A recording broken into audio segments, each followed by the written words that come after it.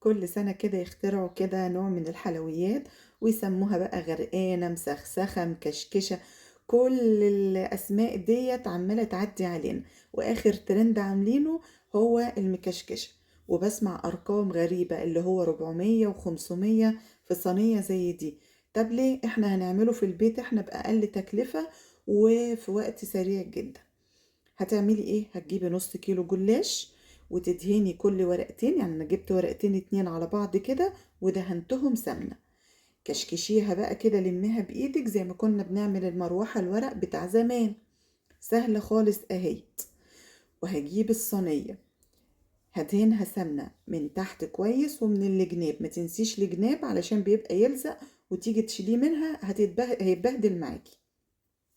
فأنا دهنتها من تحت ومن الجناب أهو كويس، وحطيت رق الجلاش. بعد كده هاجيب طبقتين تانيين أهوّة برضه، كل مرّة اعملي ورقتين فوق بعض وادهنيهم. أفضل جلاش تجيبيه من عند الراجل بتاع الكنافة أو من الفرنة، بيبقى لسه طالع طازة وبتعرفي تستعمليه كويس، ما بيتقطّعش معاكِ ولا بيتبهدل، أحسن من اللي بيبقى في السوبر ماركت وبيبقى متفرّز وتيجي تستعمليه يتكسّر معاكِ ويتبهدل بسرعة. فهاتي من بتاع الفرن.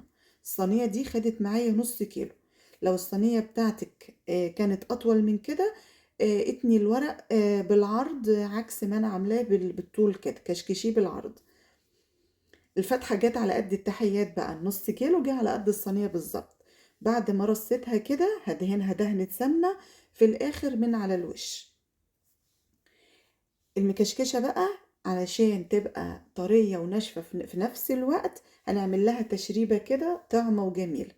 هاعمل لها إيه، هاجيب كوباية لبن كبيرة، يعني ما يعادل نُص كيلو لبن، هتحطّي عليه كيس كريم كراميل، هتقلّبيه كويس فيها كده وتدوّبيه كويس، والكراميل اللي معاه اركنيه على جنب هنحتاجه في الآخر. شرّبي بقى بيه كده الصينية واتأكدي إن هو اتوزّع كويس. هو يا دوب بيبقى باين من تحت كده ما بيبقاش مغرقها أوي، بالشكل ده كده. حاولي تمسكي بقى الصينية وتميليها شمال ويمين كده علشان يتوزع كويس في قلب الصينية. هولع الفرن على درجة حرارة 200 وهحطه في الشبكة اللي في النص تقريبا لمدة تلت ساعة نص ساعة، وتنيكي بصي عليه. لو الوش بتاعك لسه ما أخدش لون ايدي عليه الشواية بس وانتي واقفة جنبها لأنها مش هتاخد معاكي دقيقة، علشان لو رحتي شمال ولا يمين هتبصي تلاقيها انحرقت معاكي بسرعة. تكون سخنة بقى والشربات بتاعها ساقع ويكون وسط لا خفيف ولا تقيل. أنا ده كنت مجهزاه قبل كده معاكم فمن قبل رمضان يعني، وبصراحة بيريح جدا إنك تعملي كمية وتحطيها في التلاجة. بس لو عايزة تعمليه بقى اعملي كوبايتين سكر على كوباية مية على عصرة ليمونة على رشة فانيليا ومعلقة عسل كلوكوز اللي بنجيبه من عند العطار، وحطيه على النار يغلي بقى كده ويستوي ويبقى اطفي عليه. بعد كده بقى بعد ما طلعتها سقيتها بالشربات تقدري تخرطيها وبعدين تسقيها بالشربات. انا ما خرطتهاش وسقيتها. رشة جوز الهند بقى كده مدية مع الكريم كراميل مع الكراميل اللي في الاخر ده انا حطيته اهوت اللي كنا راكنينه مع جوز الهند كلها في قلب بعضها كده، مدية طعم في بقك كده جميل وشكل جميل وريحة ما تتوصفش، تجنن.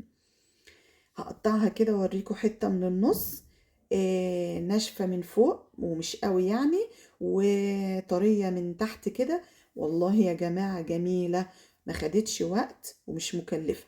بالنسبة للبنات اللي عايزة تعمل مشاريع وما هيش شاطرة في الحلويات أوي، ده نوع من أنواع الحلويات سهل وسريع عليكِ ومش بيفشل أبدًا، أبدًا إن شاء الله. شايفين بقى شكلها عامل إزاي؟ جميلة والله يا جماعة، ريحة وشكل. أنتِ بقى لو مبتدئة وعايزة تعملي زي ما باقول لِك في أطباق فِل بقى كده أو يعني الأطباق اللي بتبيعوا فيها يعني، وتبدئي مشروعِك وبألف هنا.